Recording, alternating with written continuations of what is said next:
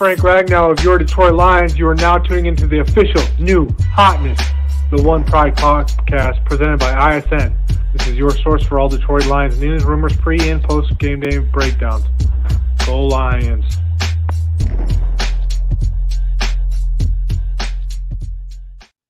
And what is going on, YouTube? This is your boy, Mr. MicroMike, and today we have a great, fantastic, outstanding One Pride podcast show for you all tonight, and we have a special guest, and I cannot wait to get into that. But before we do, I'm going to introduce the other guest. What's going on, the Dern? What's up, everyone? It's a great day. We're going to get this thing popping. And of course, we got Mark Orem from Orem's Forum. What's going on, Mark Orem?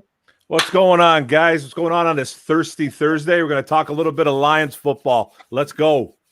And folks, we have a special guest here. He is not from YouTube. He is a Facebook guy, Uncle Carlos. He's got his own podcast. Yeah. What's going on, Uncle Carlos? And tell the people about your channel.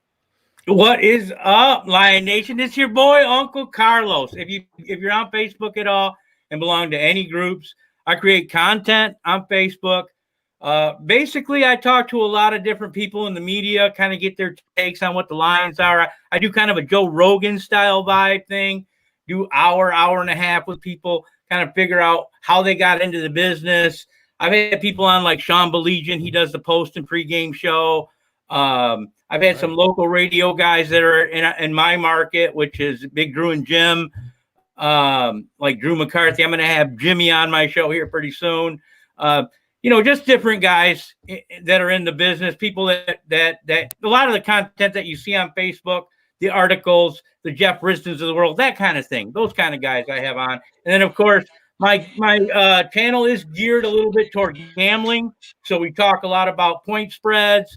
I actually, have a bankroll and I gamble. So I kind of share with the audience how my weekends go and that sort of thing. So that's really what my content's about. But I'm really excited to get into it, chop it up with you guys over here on YouTube. Because again, I feel kind of like little brother. I know YouTube's where the players are. So I'm gonna go try and hang out with the homies on the hill. I'm tired of the flatlands. I'm going to do both. And that is great, folks. And I will be constantly putting his link to his Facebook channel. You guys can check it out. Make sure you check the videos out. It is awesome. Before I get to the questions, I got to saying shout outs to who's in the building. We got Christopher, Ote Champ, my Saints brother, Nolan 2K, Peachy Cole, Ashley Heck. Thank you, Ashley. Darren Mann. And we got, who else is in the building? Shadow Chief, welcome. Chris Jones has COVID. That's not good. What's going on, Dane Escato? PJ Good, welcome. Dr. Detroit Frog Crop, the man is in the building. And we got Jack McNeil. Thanks, Jack McNeil. I think this is the first time you're going to see me when doing the live stream, and that is freaking outstanding. Let's get to the show because we are ready to talk Detroit Lions. And folks, one of the biggest West Branch balls in the building, and below zero, one of the biggest news that came out is Matthew Stafford COVID-19 list. Dern, what's going on? Are you concerned about this? Let me know, man. Well, from what I understand, he doesn't have COVID. He was just near a person that has COVID. All he has to do is take a couple tests before game day, and if he passes all the tests, he can play.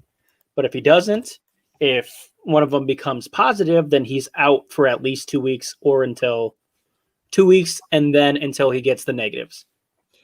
And when he said negative right there, that's actually a really positive for us because we don't want number 9 to have 1 9. We just want him to have that 9. Mark Orem from Orem's Forum. What do you think about this? Also, it's not just Stafford. It was also Jared Davis, by the way. Yeah, actually, too. Yeah, Jared Davis, right? He's on the list, or does Jared have it, actually? He's just on the list. I think JD actually has it from what I've heard. Now, I could be wrong, but he is on the list. Okay. He did test positive. Oh, he did? Okay. Well, to quote Kelly Stafford, here we go again. You know what I mean? That's what she said on Instagram. But like the Dern said, as long as he's okay, I last I saw he was he tested negative, and he's all separated from his boys. The sad thing is he can't practice all week. He hasn't been able to practice. He has to fly solo on a plane to Minnesota, all by his lonesome. Poor kid. And just as long as he tests negative, man. This is, you know what I mean? He was, unfortunately, he was hanging around someone that had it, and you know, and you can't be doing that. And I'm sure he didn't know, and that person didn't know as well. So just as long as our boy, man, can play on Sunday, man, I'd rather see him than Chase Daniel. I'll tell you that right now. Yes, definitely like to see number 9 instead of McBurger Chase Daniel. Yeah. We don't like to have Burger Kings flinging the football, and that is important. Also, the guest here, Uncle Carlos, what is your thoughts on our number 9, Matthew Stafford, COVID-19, and Jared Davis? Well, I agree with the rest of the panel. Again, you know, when we look at players like quarterbacks and them being available for a game in the gambling side of things, there's a certain point value. Now, I don't think that there's no value to Chase, okay, because there's no film on Chase. See, the minute that you provide an offense where there's no film, the other team's defense is kind of going in blind. They don't know exactly, you know, what to prepare for. But you know, if everything stays cool with Stafford, which, as you guys covered, as long as he's, you know, testing negative, and I think he's away from the family even. I think he's away from everybody at this point, is the way I hear it. And that, you know, he gets off the plane. He's a 12-year veteran, you know. There's no missing a week of practice might do him some good as far as at his age. So as far as, you know, being concerned or whatever, I'm betting this game like Matthew Stafford's actually gonna be playing. So, yeah, I'm kind of with you there. I'm betting that he's gonna play. But before I talk about me, like the stream and drop a sub for the awesome Detroit Lions content from Ote. Absolutely, folks. If you've not hit that like button, please smash Hulk Bust that like button. Hit that big red subscribe button, not just for me, but the folks on the panel. And guess what, folks?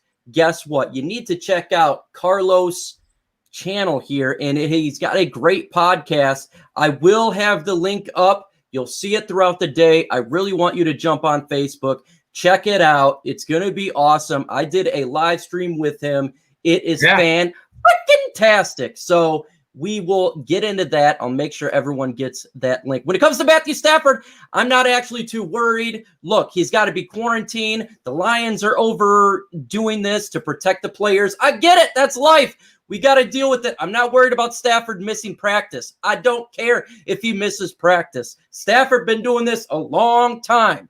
The more issue I'm worried about is the offensive line, not Matthew Stafford from what happened last week. I think Stafford will be fine. When it comes to Jared Davis, I'm not too worried about that. It's not like he's been on the field as a full-time starter anymore. He's more of the Russian guy. I think that will be an issue because we're not just talking about Jared Davis when it comes to rush the passer. We also got Flowers, first name Trey. But I think the bigger issue when it comes to offense, folks, is Kenny Golladay. He hurt his hip, and he is considered week to week. And Kenny all day, Kenny, the guy who grabs every football that comes his way, is not going to be playing. And if you guys don't know, so far this year, when Kenny does not play, we do not win. Dern, are you worried about Kenny Golladay? This is a big issue come Sunday about the Detroit Lions offense and the effectiveness that it will bring without Kenny G. Well, I highly doubt he plays this weekend. From what I heard, it's a hip flexor, and it could be 2 to 4 weeks. Mm-hmm. When he's not on the field, we don't do well on offense. That's why we need to run the ball really well, and the Vikings aren't that great against the run, but they're not very good against the pass either. So is Stafford going to be there, or is he not? It all depends on who we have, who we can use. They got to get Swift running. They got to get him going. AP cannot break tackles anymore. Yeah. Yeah, AP is looking like old day. Baz F, what's going on? Welcome into the building. We also got the Gridiron Blitz. Make sure you subscribe to his channel. It's part of ISN Infinite Sports Network. We talk all sports endlessly. Mark Oram from Orem's Forum. Kenny Golladay, no play, Sunday. Offense sucks all day without the big KG.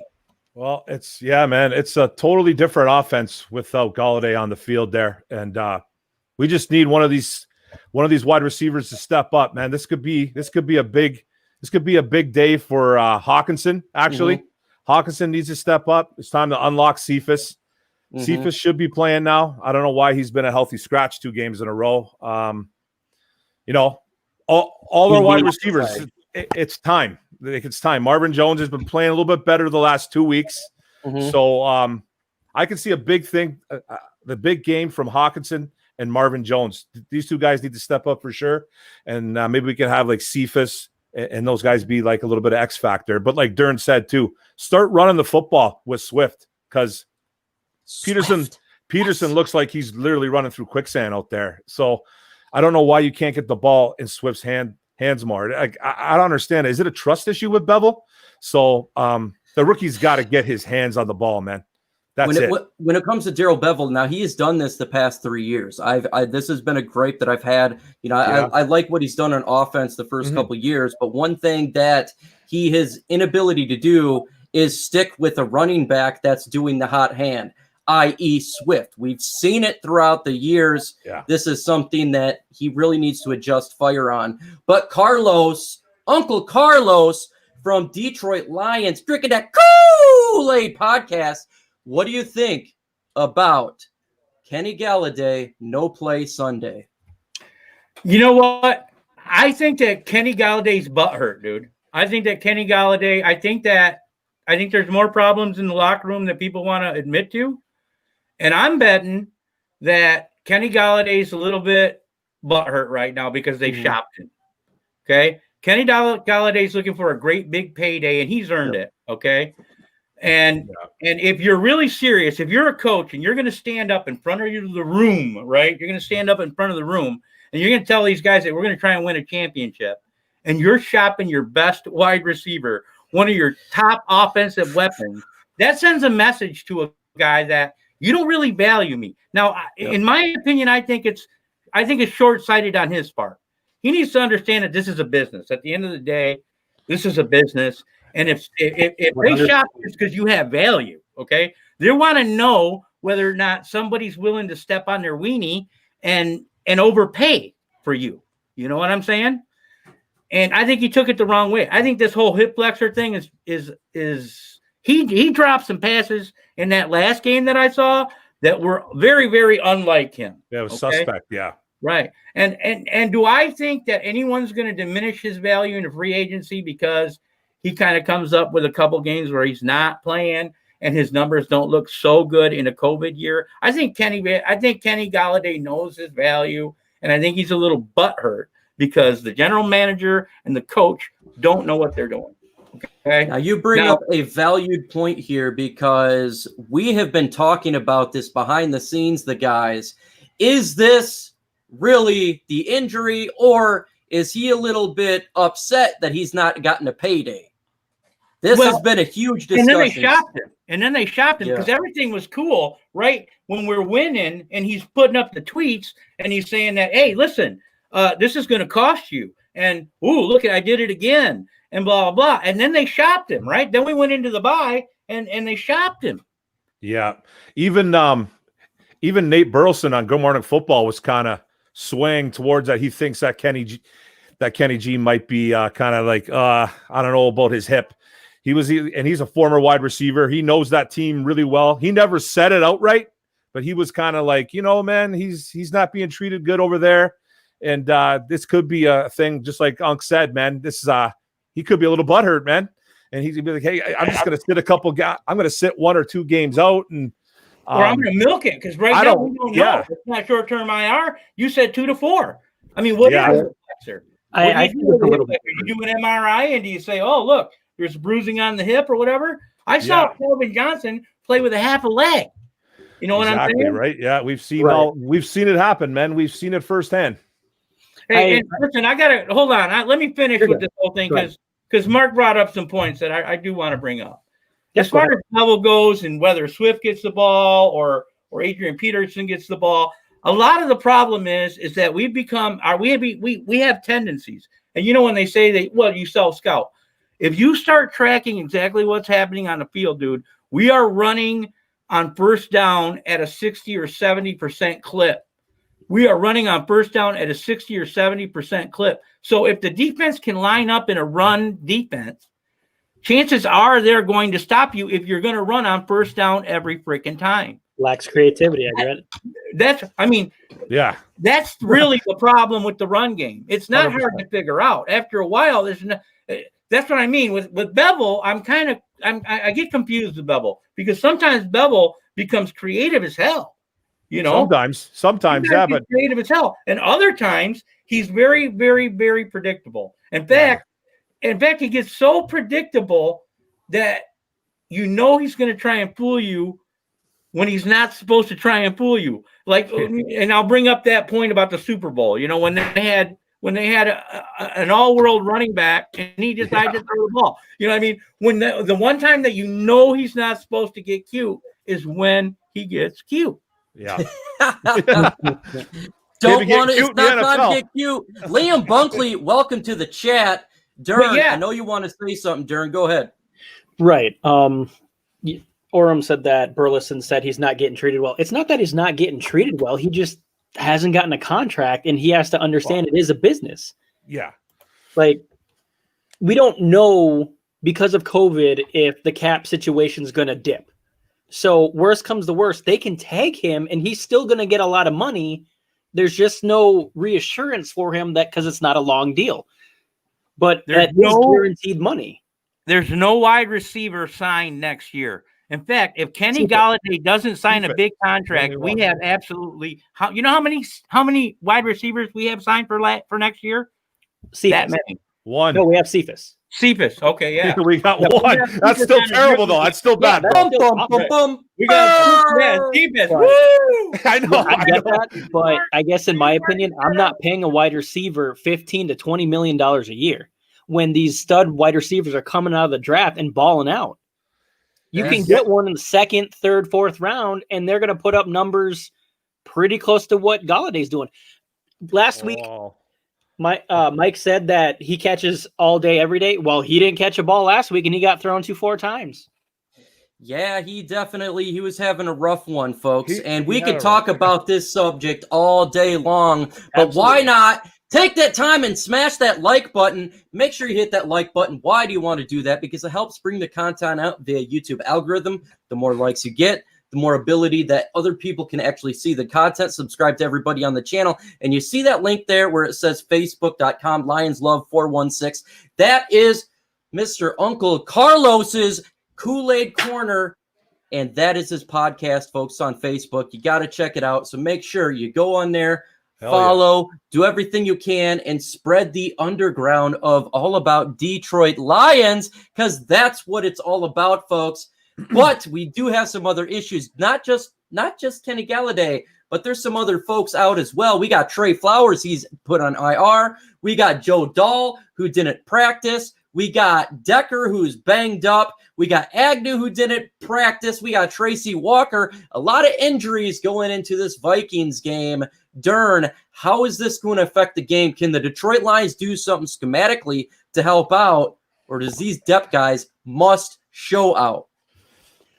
Well, I think it's still a very winnable game. Like I said before, it depends on who we have. Do we have Stafford? Do we have Chase McBurger Daniels, as our lovely grid likes to call him? That's a great nickname, by the way. It is. It's not bad at all.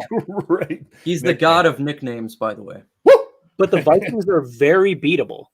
They're not that great of a team, so I really, really want to see Cephas get involved this time. He's been a healthy scratch, and I have no idea why. They still have Agnew back there activated when he's not always returning the kicks. Amendola's been back there too. So why do you have Agnew activated over Cephas if he's not going to be the 100% for returner? It doesn't make any sense to me. Yeah,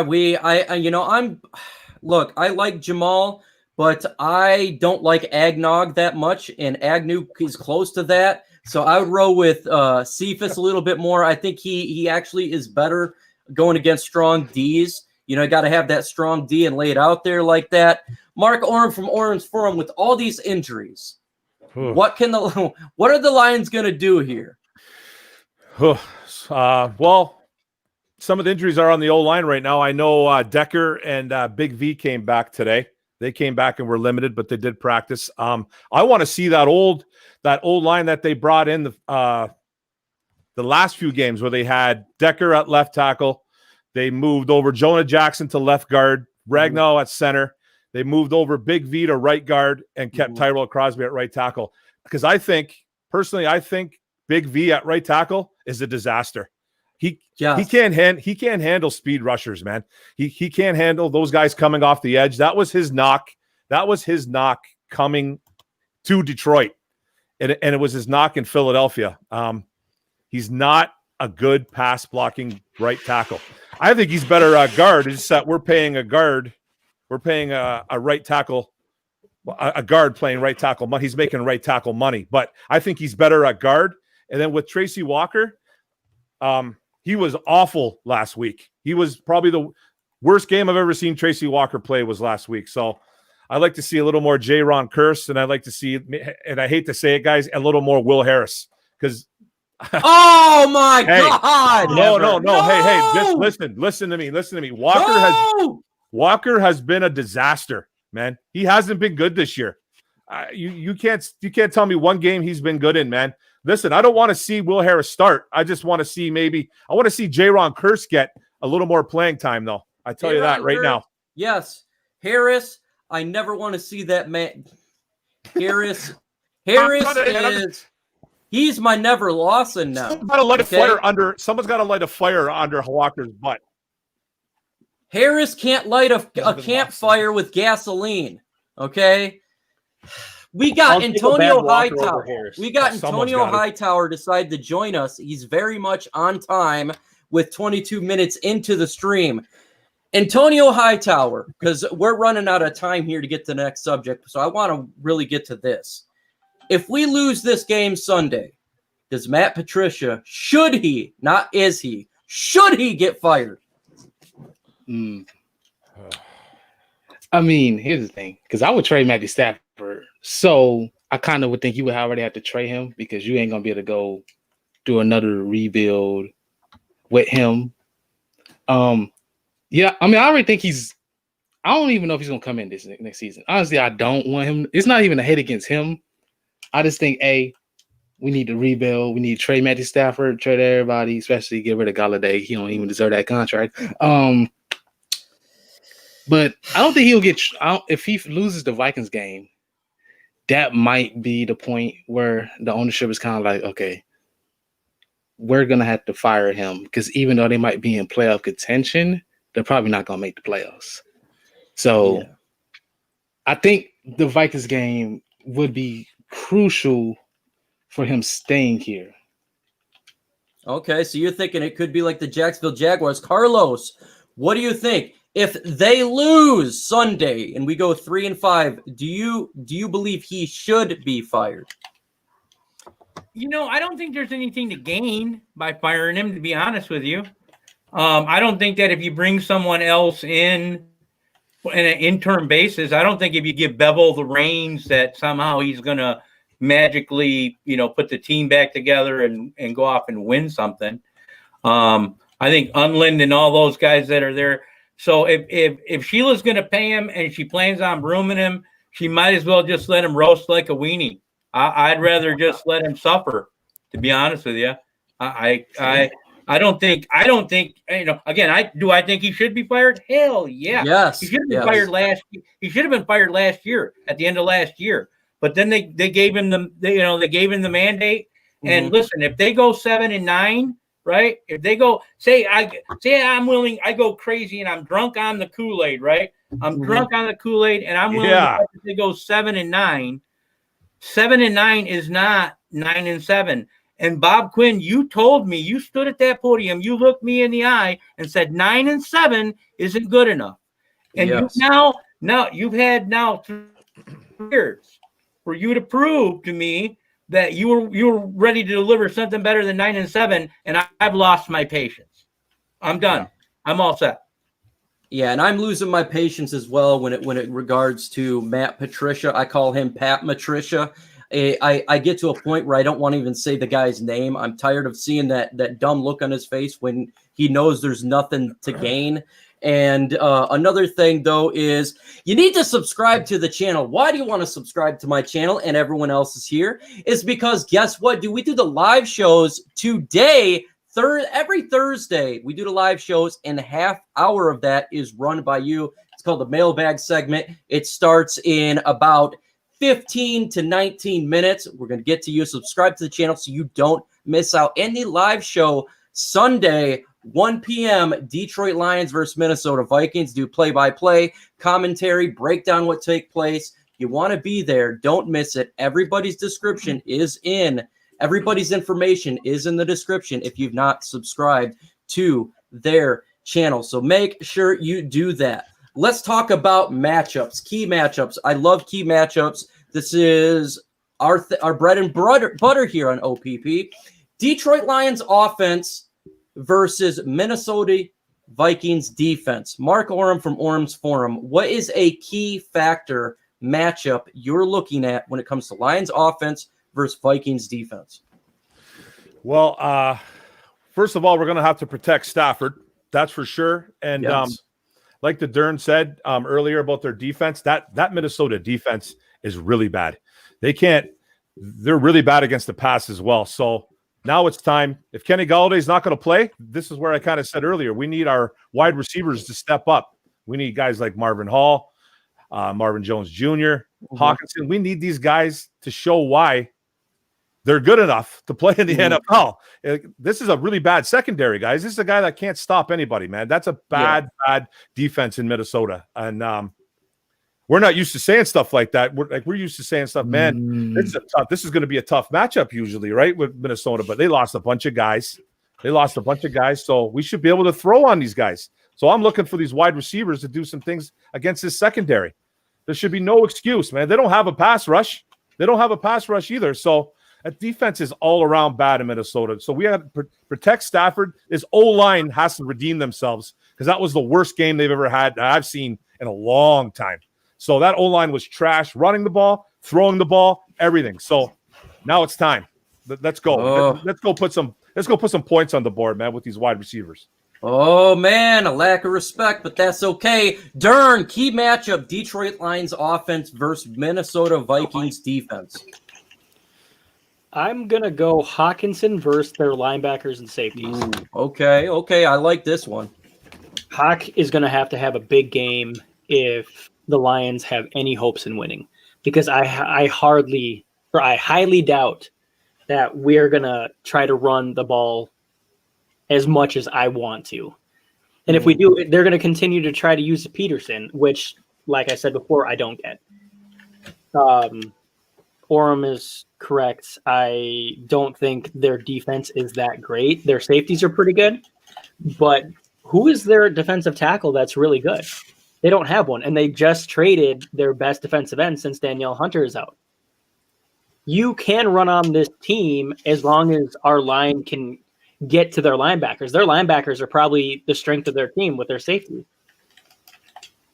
Okay.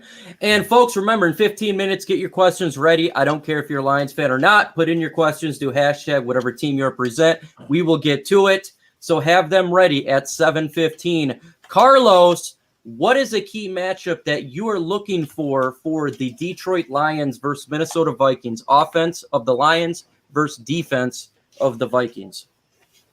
Yeah, so here I have a little bit different opinion on the Vikings defense, okay? Because you're only as good as the last football game you played, basically, you know. So the league is week to week, and the last week they beat the Green Bay Packers. And one of the staples of a Zimmer defense is that A-gap blitz, you know, where they line the linebackers right in between the center there, and you don't know if they're going to drop or they're going to come. And if they come, they'll play the run on the way. For the longest time, man, and it's been a thing with Detroit Lions. I don't know why they really haven't been able to handle that situation, because last I checked, it's been a while since we beat the Minnesota Vikings. Long time. I have yet to see. And again, I'm betting on this. I'm putting real live American dollars on the shit or the stuff that I'm telling you right now. Okay, and I don't believe it. All right, there's no evidence. There's no empirical evidence for me to draw upon that says we can stop that A-gap blitz that Minnesota runs on us and usually gives Stafford's fifth win. Okay? Now, and if we're going to go ahead and move Vitae back in that guard and go back to the O-line, I think it'll be interesting, but I'm not willing to bet on it. So I think that the key matchup for us is going to be that offensive line. And can we one time, please, can we stop that A-gap blitz from the Minnesota Vikings? Because I've seen that movie 1,000 times, and it's kind of getting old. Yeah, that movie does get old. It's Groundhog's Day, but not as fun. Antonio Hightower, what is a key matchup you're looking at for Lions offense versus Vikings defense? The key matchup I'm looking at is Mike Zimmer versus Darrell Bevell. Okay. And I mean, because like you said earlier, Darrell Bevell was super predictable. Never got the hype for the guy. Never mind. Let's not talk about that. But Mike Zimmer has, he's a pretty great. Let me calm down that. He's a pretty good defensive coach. He kind of hasn't adjusted his defense to the current personnel he has. But because, we can deal with the pass rush. Danielle Hunter's out for the year. Michael Pierce opted out. And they just traded Ngakoue. That's their entire D-line. They still got the linebackers, Anthony Barr he's all right. Eric Kendricks is amazing. Pretty good. He is amazing, though. And then they still got Harrison Smith. He's pretty good. They still got Anthony Harris.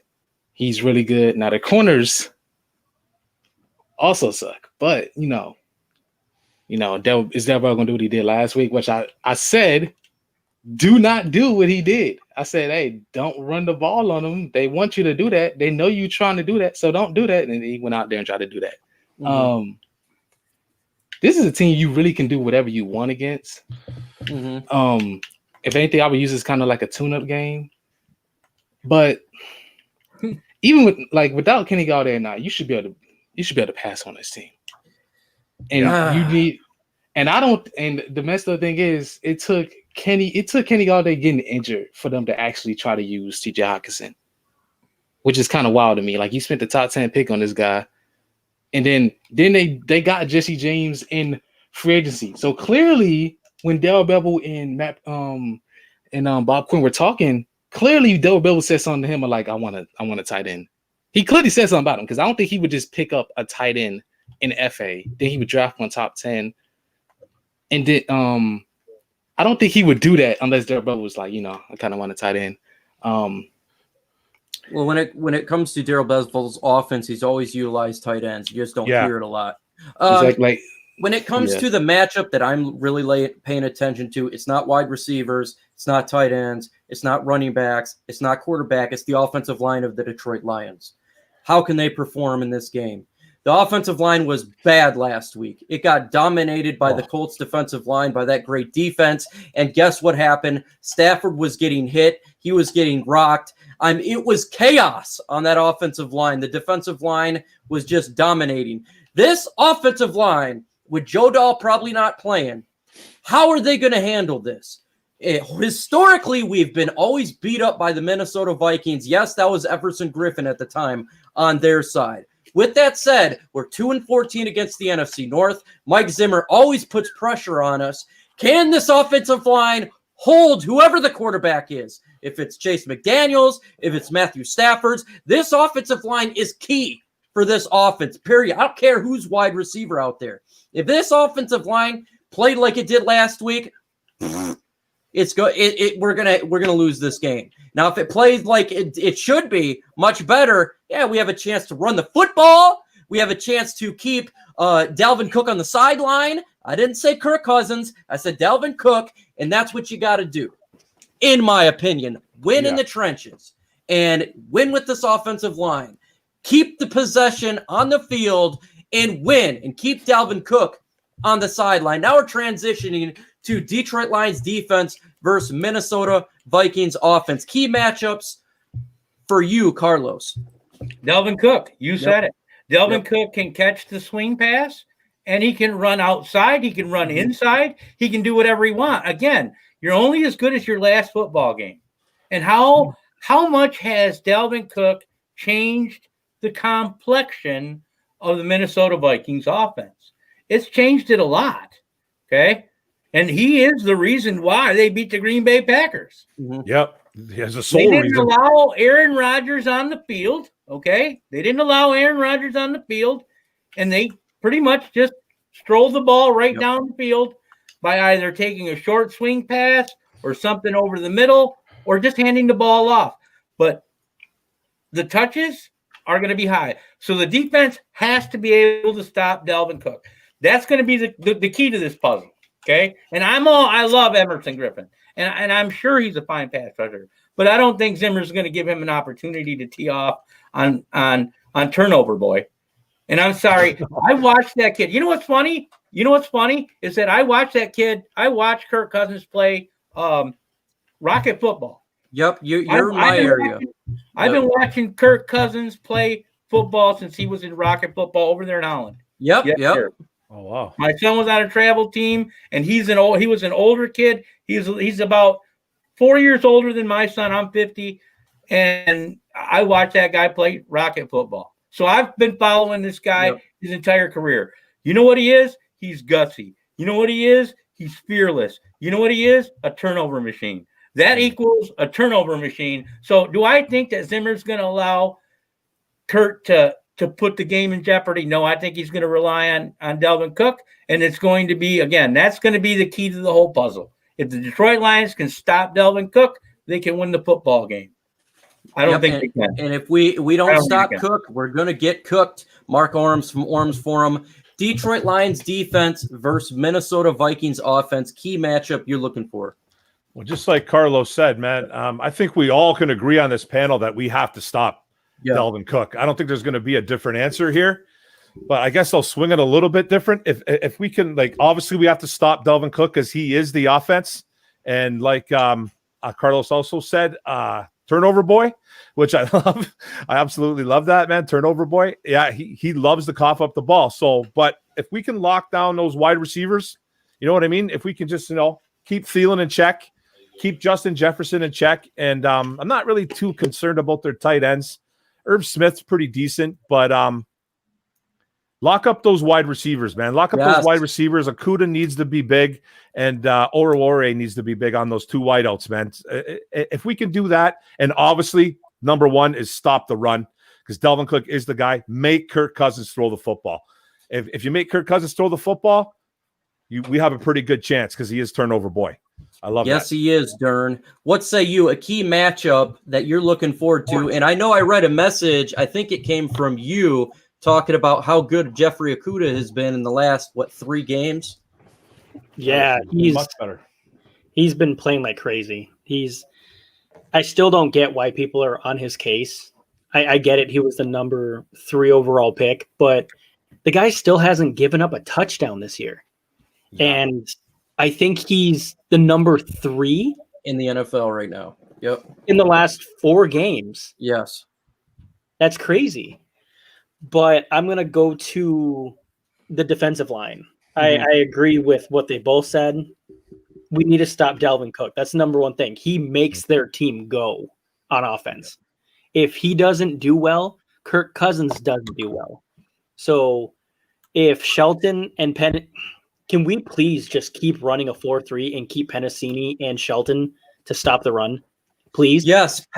I love Pennicini. It's always good to have a stout D with Pennicini. You do. Just please. I do like that kid. Yes, I do. I love Pennicini so much. Hey. He makes me happy when he stops balls. And what's going on, Anthony Mazzano? Key matchup for me here. A lot of people, they've already talked about Cook, but let me tell you something about this guy named Justin Jefferson the rookie wide receiver the Vikings took. He has over 550 yards receiving right now. 550 yards receiving. Adam Thielen is up there with 500 too. Regardless of their record, they are getting the balls down range. They are racking up yards. These two cornerbacks are young ones, and Amani and Okudah. They need to strap on to those boys and make sure that the linebackers can take care of the run. Because if they can't, what happens when you have wide receivers wide open? That opens up the run, and you're in a world of hurt. So to me, we got to strap down that rookie wide receiver, Justin Jefferson. I'm going to love watching Okudah with him. Rookie v. rookie, see who has the better match. And then Amani Oruwariye versus Adam Thielen, who's having a great game. Can they stop it? We don't know who's the starting safety is going to be right now with Walker out, but I know who the starting corners are going to be, and they need to lock these guys down and keep our linebackers in our stout Penasini stopping Cook. We got to stop Cook. If we don't stop Cook, we're cooked. Because if they do what they did to the Packers, adios, amigo, that's game. Because guess what, folks? When you can run like that, when Cook has 10 touchdowns, guess what? They get touchdowns in the red zone. 10 freaking touchdowns by one running back. You're in a world of hurt. I don't care about their record. We are 2-14 with Matt Patricia in the NFC North. This is a pivotal game. We got to go to Minnesota, and we got to come out with the W. Because if we don't, we're screwed. We have not beat Minnesota yet, folks, under Matt Patricia. We've not beat them yet. Think about this. We've not beat Minnesota Vikings yet. Mike Zimmer has had us, so I don't care about their record. I am extremely nervous about this game.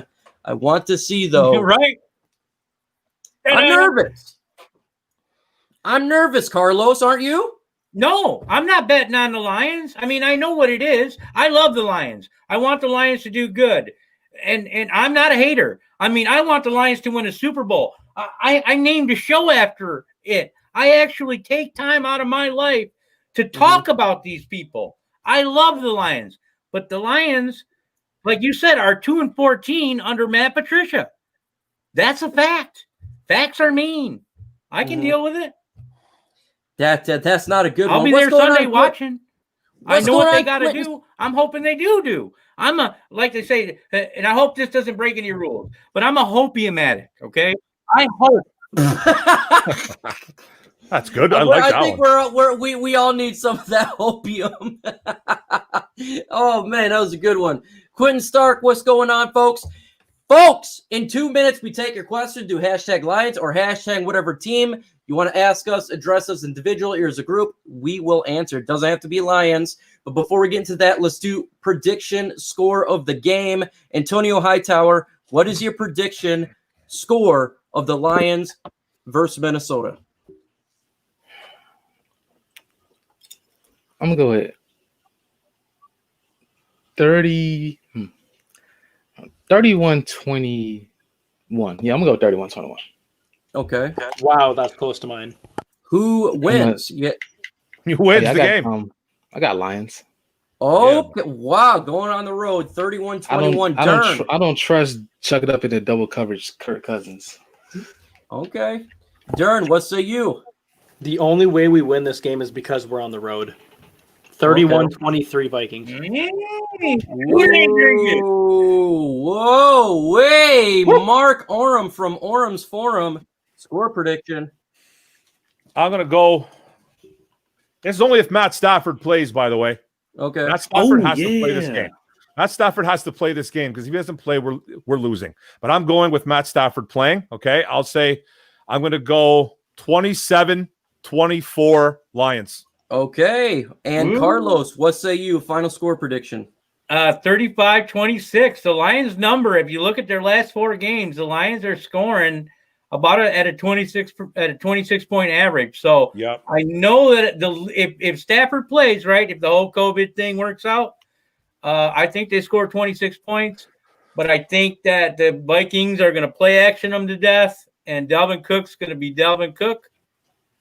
And yeah, so that's where my money's going, and I'm actually betting real money on that. Oh, my God. Well, for me, folks, it is going to be 24-23. Minnesota takes it. I think we are going to drop an L here. Ooh. I just got that feeling. We tend not to beat them, and I think the Lions lose, go to 3-5, and we'll see what happens on a Monday. But now it's your turn to run the show. Hashtag Lions, hashtag Saints, hashtag Dolphins, hashtag whatever hashtag your team you are. We're going to go ahead and answer your question. And first up is Anthony Mazzano, hashtag Lions panel. Do you guys wish to help run your defense? Your Lions would have drafted Raekwon Davis in the second round last year from Alabama. What say you, Mark Orem? Do I guys wish we would have drafted him? Yeah. You know what? I'll be honest with you. I haven't really been following what Raekwon's been doing. I know the Dolphins' defense has really improved, though. So he obviously has to be a part of that. But individually, I couldn't even begin to tell you what Davis has been doing in a Dolphins uniform. So I don't really know. Sorry, man. Dern, what say you, man? I do not. It was in the second round, so that means no Swift. Yep. The defensive tackle that I wanted was Javon Kinlaw. I think that's huge. Yeah. Miami's defense is really good against the pass, but they haven't been that great against the run. Antonio Hightower. I don't know how to say no the most emphatically ever, because that is a total no. I didn't even think he was worth it in the second round, and he's not even playing that good. He hasn't even played better than Pennicini, honestly. Yeah. It is not like he's going to offer anything as a pass rusher. I definitely do not. I'm definitely glad we didn't draft him in the second round. Now, you see, this is the guy that always does the oddest answers out of all of us. You got to have one of them. There's one in every group, and that is Antonio Hightower. Carlos, what about you? No, I would say no, and reason being is because there was a first round value on Swift. So, yep, I agree. If I have to say that, I would want a guy that was basically pegged in the second round and take him in the second round over a guy that was pegged in the first round that I got in the second round. I think I'll stick to the value. So far, so good. Here's the thing about, and the argument that we keep having about should AP get the ball or should Swift get the ball? If we look at Swift, he's 6.9 yards a touch. In other words, in the passing game, combine his passing yards and his rushing yards, he's a 6.9% player, right? Mm-hmm. That's what he's averaging. Where you got a guy in like AP who's averaging 3.1, and no, actually it's gone down quite a bit. I think it's like a 2.9. 2.9. Yeah. So there's, if you have a choice to use a guy that's producing at a 6.9 clip over a guy that's producing a 3. And I understand Hall of Fame and reputation and blah, blah, blah. I look at it as a cog type situation.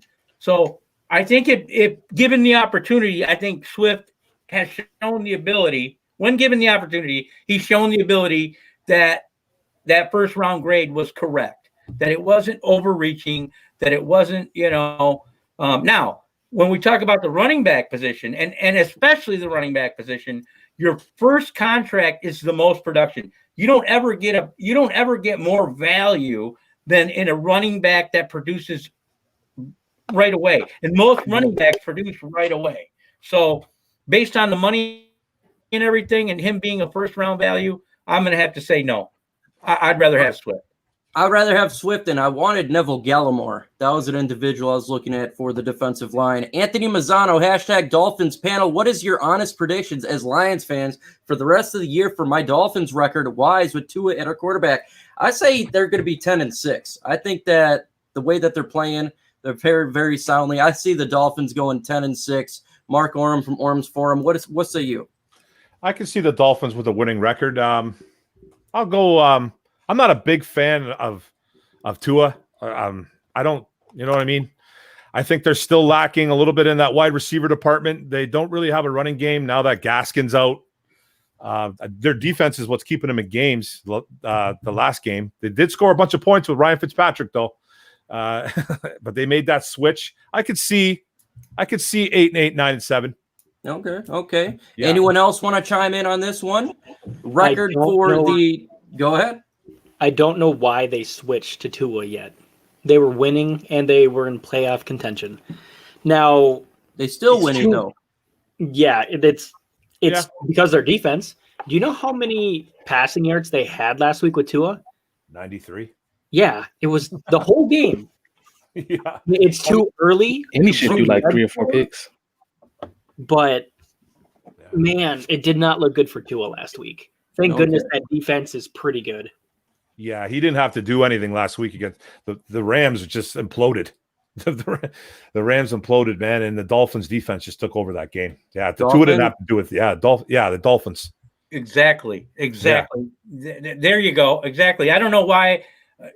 I don't know why we're being down on Tua. In fact, talking about the draft, I think that Bob Quinn's legacy in Detroit is going to be the man that passed on Tua Tagovailoa. That's what I think. And Justin Herbert. Herbert is the big one. I'm glad that he passed on Tua. I could deal with that. Listen, Herbert. Let's not have revisionist history here with Herbert. Okay? Herbert was a guy that didn't really win in college. He had all of the tools. He was prototypical, but you did one. The character question was, how much does he love football? That nobody really knew. And two, was he smart enough to run a true pro style offense where you weren't out of shotgun every single time? Okay, those were the questions about him. Tua went to Alabama. He succeeded early. He succeeded throughout his career. He did it in high school. Tanking for Tua was a thing, right? Do I think that Tua has reached his expectations? No. How many games does he have under his belt? One. Okay. You gotta give him time here. How can I possibly? He's got to have time. Yeah, he needs time, man. But I'm just saying, I'm not buying the hype on him, man. He was loaded at Alabama, bro. He was loaded there. Anybody could have succeeded in Alabama, bro. Like every Alabama quarterback that ever plays there goes completely nuts. Look at Mac Jones. He's throwing bananas. As a freshman, he walks off the bench in the middle of the national championship game and wins it. Yeah, and that is great. Ote says #Saints. Do you think the Saints even have a chance against the Bucks? Yeah. Sure. They already beat the Bucks. Oh, hell no. They got a chance. I mean, any given Sunday. Do I think they're going to win? I still have the Buccaneers winning the game. Same here. But they definitely have a chance no matter what. If Thomas plays, I think they win. Yeah. How many Antonio Hightowers can you have on a stream? Right now I got 2. But yeah, they got a chance. Of course they got a chance there. Any team's got a chance. It's going to be a good game. That's one to pay attention to, Ote. I will root for your Saints because you always root for my Lions. So we shall go there. Darren Mann says, who do we root for the 49ers or Packers? I root for Asteroid because first off, I'm sorry. I'm rooting for the Niners, even though it hurts the wild card. I can't root for the Packers no matter what. I can't do it. Yeah. Can't do it. 49ers. Aaron Rodgers, so I need him to have a really good game. Okay, well. Good chance he does. Good chance he does against that team. Absolutely. I bet the Packers, so yeah. Dolphins, the reason why we switched to 2 is because we're cutting it off for the pass because we know Fitzpatrick is inconsistent. That's not too much of a question, but I get your point there. I get it. Dolphins, what do you think the Niners are doing with Jimmy Garoppolo? We see what they're trading for, the big contracts. Do you think they're going to try to sign Dak? Ooh, I don't know, man. We don't even know about his injury. I don't think so. I think Jimmy G's done in San Fran, though. He's too injury prone, man. He's not that good of a quarterback to begin with. They're not too far off San Francisco, man. They're just that this year they're completely banged up. Everybody's hurt. Like everybody's hurt on that team. They must be the most hurt team in the NFL. They have to be. I try to trade for Sam Darnold. I think if the Jets end up with the number 1 pick, we all know who they're going to take. And I think the same Darnold is right for the pickings. And if I were the San Francisco 49ers, if I had any real serious vision in this season, I would trade him my first round pick for him, or my I'm telling you, Sam Darnold's not that bad of a quarterback, man. He's just in a really sad situation. Yeah. He's not that bad of a quarterback. I don't know if man. I'm trading really isn't. Spurs for Sam Darnold, though. Like I Might just be able to rather get roll the ball on whatever, I'd rather just roll on the 4 quarterbacks this year than trade a first for Sam Darnold. Or a second. Yeah, maybe you're I can do a second. A I do a first second. is too much. Ote says, what do you But think I'll tell about you the what. Saints trading for Keon Alexander? I don't think a whole lot on it. I think it's just a normal little trade. Nothing big time deal going on. In my opinion, it's just one of those things where it's cool they made a trade, but I don't think it's going to really If he can stay healthy, it could be a great trade if he can stay healthy. Yeah, Quan Alexander. Yeah, if he stays healthy, he's a really good linebacker. Lions, are the 49ers taking this year for a high draft pick and potential franchise quarterback? No, they're not going to tank this year. I don't see that happening. I don't think they're tanking, but they're hurting really bad. I think they're just losing. Yeah. Do we make a wild card if we start 7-4? I would hope so, Darren. Man, I think that if you go 7-4, you have a chance to make a wild card. So this is a good conversation. Better make the wild card if you go that. You better make the wild card. What say you, Carlos? If the Lions go 7-4, will they make the wild card? Yeah, if we start out 7-4. Well, those last 5 games are they're difficult. Murder. They are, we get in right. The only one that we can honestly sit here and say right now that we could even say the Lions have a chance in is that Minnesota game. Outside of that, you got the Green Bay Packers, the Chicago Bears, the Bucks, right? And I mean, there's nothing once you get past that 7-4 mark, right? Which I think is high water. That's high water. That's high water right there. You go 7-4. What about you, Mark Orem from Orem's Forum? I think Carlos he nailed it right there, man. That December schedule is pure murder, man. Like, it's tough. Minnesota at the end of the year could be a game we could eke out, you know what I mean? But if we go, it's going to be tough, man, because you still got to win a couple more games to get in that last wild card spot, right? Mm-hmm. So that'll be tough. We can go 7-4, man. I think it's going to take a miracle. At this rate, man. You asked me 2 weeks ago. I said we're going 2-6 at 10-6. So I don't know, man. Every week it just seems to change with this team, man. There's Dr. Jekyll, Mr. Hyde, man. But 7-4, it's going to take a miracle in December, I think. Yeah, if you go 7-4, it's still going to be difficult. But I expect if you go 7-4, you best make the postseason. You better. And if you don't, I don't want to hear the excuse from the head coach. Well, Tampa Bay was a good team. The Packers were a good team. We're supposed to be good teams. That's why you fired Jim Caldwell. Why? Yeah. Because he couldn't beat the good teams. Well, if you can't, what's the point to being here? Right? Yeah, that's the whole point is if you want to be a good team, you beat the good teams. So, yeah, I would hope so.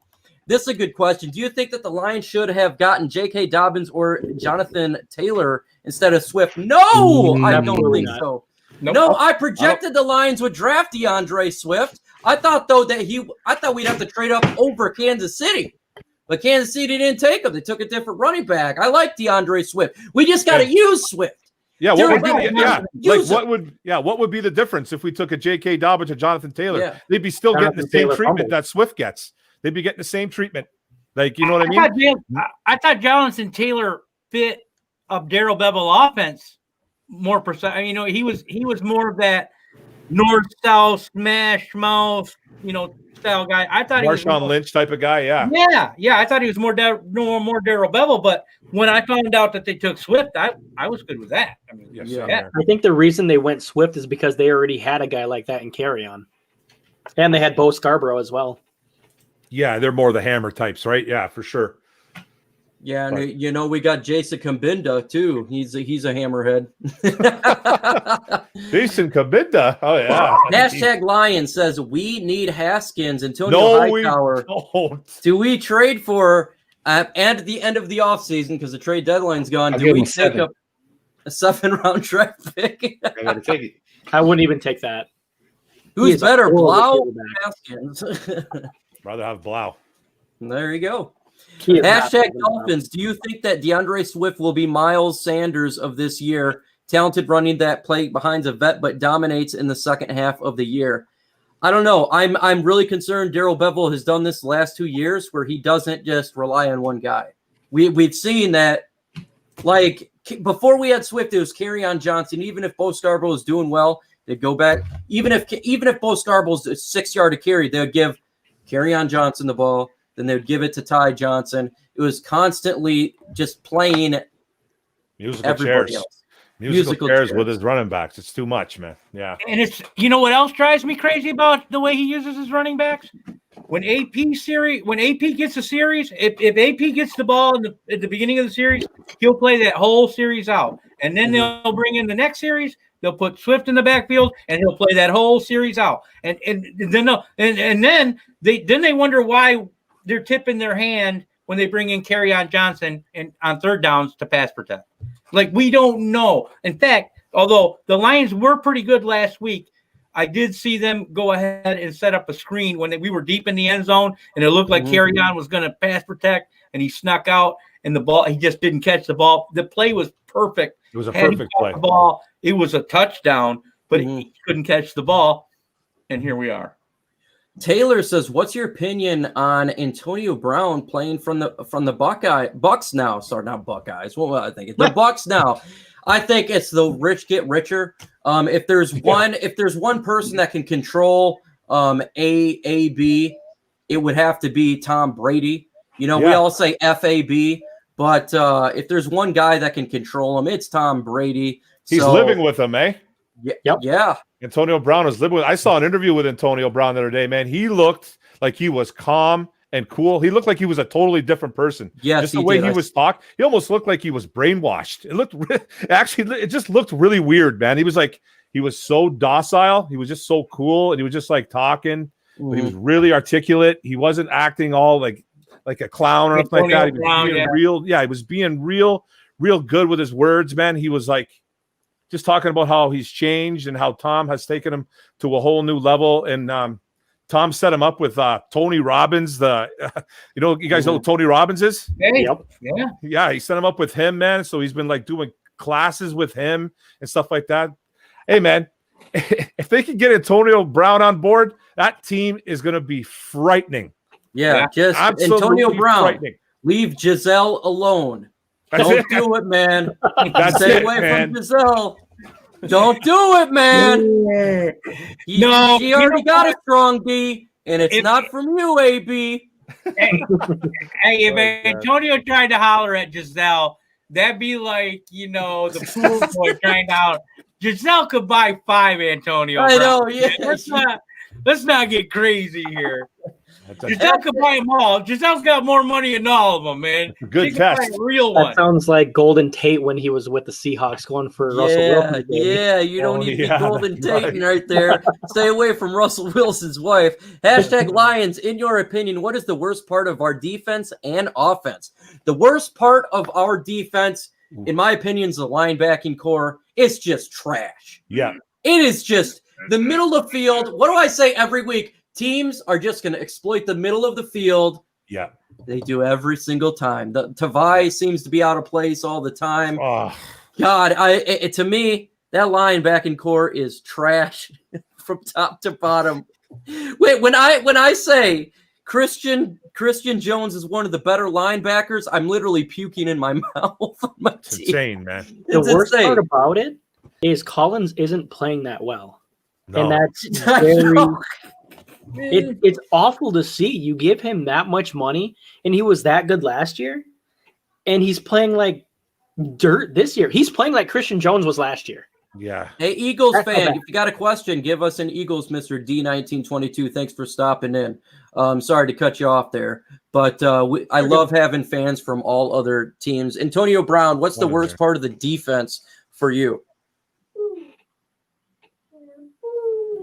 Yes, great answer. Antonio.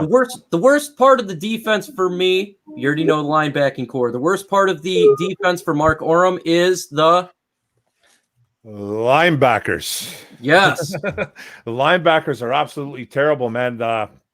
I've had enough of Jelani Tavai. I've had enough of it. And like Dern said, though, with Jamie Collins, he's got no help, though. It is sad seeing Jamie Collins not playing well.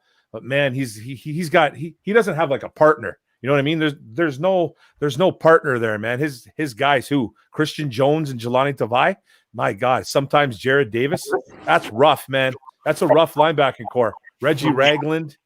Like, man, he needs help, man. He needs a lot of help. That whole unit prayers. That whole unit needs to be looked at in the offseason, and we need to draft 1 or 2 new linebackers and pick some guys up in free agency. That's for sure. When it comes to offense, in my opinion, it's injury to Kenny Golladay. I think that's the worst part of the Lions offense, just the injury bug. I feel like the offensive line has been good all year except for this last game. Am I scared? Yeah, I'm scared because I don't want this to be a trend. But that is more the injury thing. And we see a lot of questions running out of time here, so I'm going to just go through them as quick as possible. If we lose this week, do we tank? The team will never tank, but if we lose this week, I hope that, because to me, if we lose this week, we're out of the playoffs, but hopefully on Monday we start some layoffs, if you get what I'm saying. Yeah. So that's kind of what I'm looking for there. We need Matthew Stafford to play like Thanksgiving David Blau. We need Matthew Stafford to play like Matthew Stafford did not last week, but the couple weeks before. How do you feel about the Lions releasing Bo Scarborough? I was not too happy about it. You know how I like Bo Scarborough. Antonio Hightower, don't speak. Don't want to hear your answer about Bo Scarborough. What? Can I go a little bit further on this? They got rid of Ty Johnson to keep Bo Scarborough, and then they release Scarborough. Yeah. It makes me so angry. Who did the Eagles pick the Chiefs pick up after we drafted them and then we let them go? Huntley went to the Eagles. Ty Johnson went to the Jets. Fulgham went to the Packers, then the Eagles. No, we drafted a guy this year, and he didn't even make the team. We let him go. I think in the 5th round, a running back. That was Huntley. Yeah, I mean, we're famous for doing this. We're famous for doing that. He hasn't done anything. What position do the Lions take with their first round pick if they're top 10? If they're top 10, in my opinion, if the Lions are top 10, I don't care how controversial this is. I think you take the quarterback. If you have a quarterback that's actually takeable, obviously we know who's going to go number 1. But in my opinion, if Trey Lance is there, if he's there, I'd attempt to take Trey Lance. If he's available, I'm not sure. But I just don't want to lose out on a quarterback like we did last year. I'm still upset about that. Still a little hurt on the tush. But what say you guys? What say you, Dern? I have a couple different scenarios. Who do you hire as your coach? Because I said this last week, it depends on who you hire as your coach. If you go offensive coordinator or offensive minded, then you're going to obviously get an offensive player first round, because no matter who you get, they're going to get their guy first. If you get a defensive minded coach, he's going to go defense. So if you get a defensive-minded coach, that means you're probably going to keep Stafford. If you go offensive, then you're probably going to trade Stafford, or at least attempt to try to trade Stafford and get more picks. I would probably think they would go Trey Lance or a guy like Jamar Chase, since we don't have any wide receivers besides Cephas, as Uncle brought up earlier. Yeah, I could see a bunch of different scenarios. Mm-hmm. I wish Bo Scarborough was on the roster still, Ashley. In my opinion, I like him over Kerryon Johnson. I know that may be not the popular pick, but I do like him a lot. Let me see in here. If I don't see a hashtag, I may not get to your questions. I'm just here to listen. That's all. I'm hoping you guys get better. D1922, I am hoping we get better too. Ote says, Saints, do you think Michael Thomas will finally play this week? What do you think, Carlos? I think the chances of him playing are good. From what I'm hearing, the Sharps and stuff are saying that this may be the week. I'm not really touching that game, man, because again, there's so many factors that aren't answered yet. You know, How is AB going to do? So I'm not touching that game. But yeah, I heard that this might be the week. Yeah. Do you guys think the Lions will play above or at the same level of the Vikings this week? I think we'll play below, in my opinion, but that's not what everyone else thinks. What do you guys think? Mark, then Dern, and then Carlos. Well, I think they're going to play above, man. I think Griffin's going to get this team going. From that interview that I saw him the other day or today, that man, I'm not saying he's going to be a game changer for the whole season, but I think he's going to come out frothing at the mouth on Sunday. He feels disrespected by Zimmer, so I think he's going to get that. I think he's going to get the boys up this week. So I think they're going to play above. Dern, what you think, man? Below. Okay, so you're below. Carlos, what do you think? I think they're going to play their little hearts out. So as far as juice, I think they're going to come in. I think they're going to get their coaches back. I think the guys like the Hawaiian Lion and a lot of these guys that their futures are looking murky. Mm-hmm. I think they're going to come out and give it their all. I don't think it'll be enough, but I think they'll come out and give it their all. You know what I think? I agree with Griffin. I think Griffin's bringing a lot of juice. I can't wait to see Griffin on the field. I'm going to be paying attention to him a lot. And one thing I do think is we need to get those likes up, folks. Let's get to 50 likes. Right now we're at 39. I see 61 in the building. Let's get to 50 because it helps bring the video out via YouTube algorithm. I know a lot of people's a little depressed due to the Lions' big-time loss versus the Colts, who killed us. Shout out to the Colts fan in here listening. I appreciate you jumping in. So make sure you hit that like button. Do you think the Lions might sign Jim Harbaugh if his contract expires? Now, this one's funny. Let me answer that one. Yeah, go ahead. Go right to it. Let me answer that. No, absolutely not. Let me tell you why, okay? I want you guys to understand this with Jim Harbaugh, okay? And I don't care about his Stanford time. Jim Harbaugh came and went to the San Francisco 49ers, and he was successful early. And then there was division between the management and him. And then the ownership said, well, we'll room management and we'll continue with you. And then things didn't go well. And Michigan walked in. When you take on a program like Michigan, it is an interview for a one-hat guy, like a Bill Belichick. In college, that is a one-hat guy. You are the guy picking the players. You are the guy picking the scheme. You are the guy that you do it all, okay? In college, when you have a head coach in college, you're doing it all. And you know what he's done? A whole lot of nothing. He's beaten a lot of guys that he's supposed to beat, and he's lost to a lot of guys that he was supposed to beat, okay? When he came there, he was Jesus in khakis. He hasn't even he's 16 in and hasn't won a Big Ten title yet. When he came in, they were talking about natties. He hasn't even won. He hasn't even sniffed a Big Ten title yet. Who's got it better than us?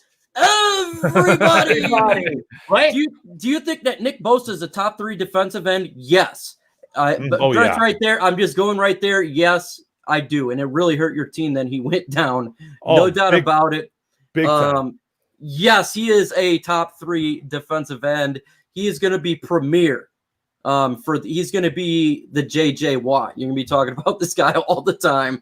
He's going to be like his brother, though, man. Banged up for a lot of his career, though. That's the only sad thing about it. I got a feeling, man. He's going to be like his brother. I hope not either. I hope not either. But he's a stud.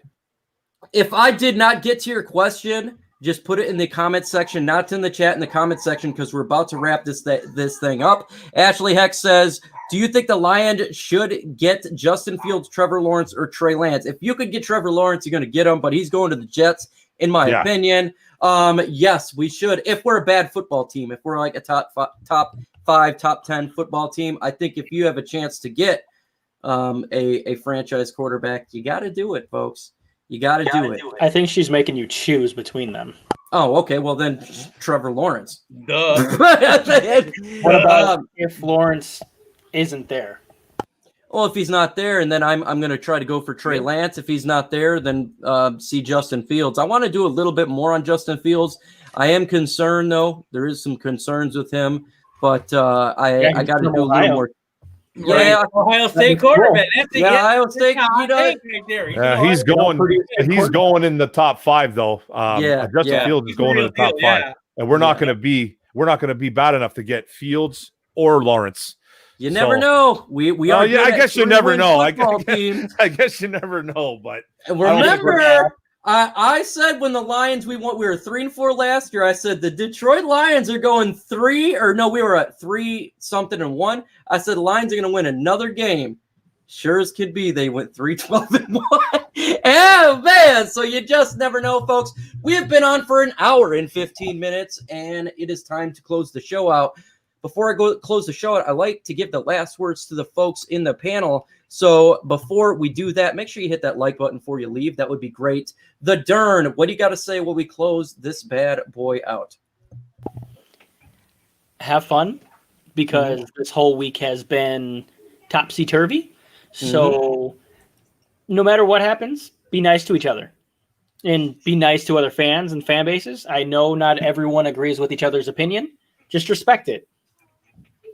Absolutely, and just you have an opinion. Just don't think you know everything about football.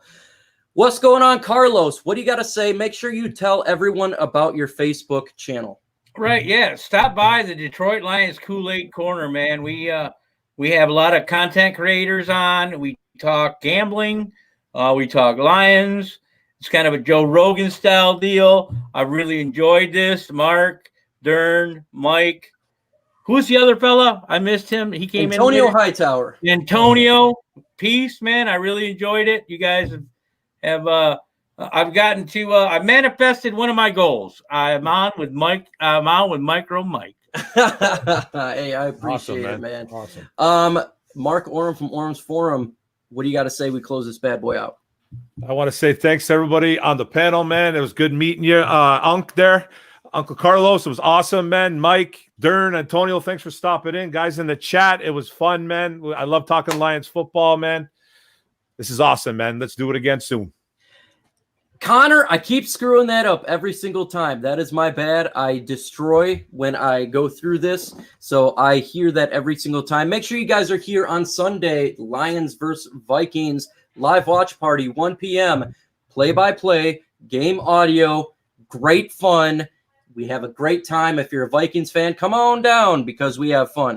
It doesn't matter what team you're in. So come on Sunday, 1 p.m. Don't miss out. I appreciate everyone taking the time to hang out with us, talk some Detroit Lions football, talk some football in general.